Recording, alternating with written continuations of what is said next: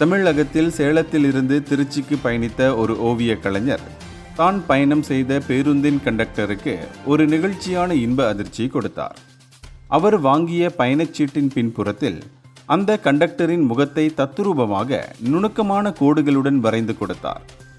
இதை எதிர்பாராத கண்டக்டர் அந்த பயணச்சீட்டை பார்த்ததும் முதலில் வியப்படைந்தார்.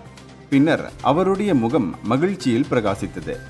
பெருமையுடன் அவர் அந்த ஓவியத்தை சக பயணிகள் நண்பர்களுடன் பகிர்ந்து கொண்டபோது அனைவரின் முகத்திலும் ஆனந்தம் பொங்கியது. கோடிக்கணக்கானோரால் பார்க்கப்பட்ட இந்த காணொளி கலையின் மூலம் மற்றவர்களை உண்மையிலேயே மதிக்கவும் பார்க்கவும் முடியும் என்பதை உணர்த்தியது. இது நடிகை ருக்மணி வசந்த் உட்பட பல பார்வையாளர்களை கண்கலங்க வைத்தது. இந்த ஓவியரை தேநீர் அருந்த அழைத்து அவருடன் புகைப்படங்கள் எடுத்துக்கொண்டு வாழ்நாள் முழுவதும் மறக்க முடியாத இனிய நினைவுகளை கண்டக்டர் உருவாக்கி கொண்டார். கலையின் வழி செய்யப்படும் இந்த சிறிய மனமார்ந்த செயல்கள் மற்றவர்களுக்கு எவ்வளவு பெரிய மகிழ்ச்சியை கொடுக்கும் என்பதை இந்த சம்பவம் காட்டுகிறது. இந்தியர்களின் இதய குரல் மக்களோசை.